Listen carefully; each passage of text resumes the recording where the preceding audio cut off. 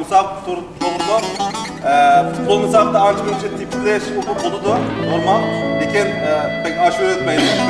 Hemimiz Uygur kıyırındaşlar boğan iken futbolda her kılış buldu. Lekin ağır kıyırda yanımız verir. Bak çatay yoksa bak top kese gelmiş ki. Hatta dostluk, dostluk birinci.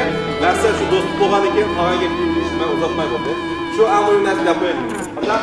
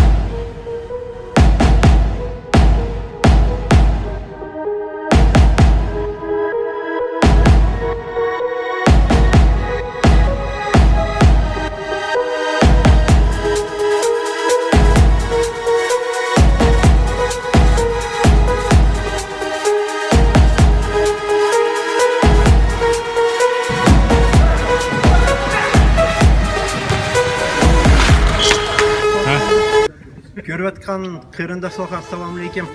Şu Gollandiyadaki Uygur kırındaşlarımız bizni şu top arılık çakırıp top oynayılı dep yakınlaşıp mümkün kılgandı.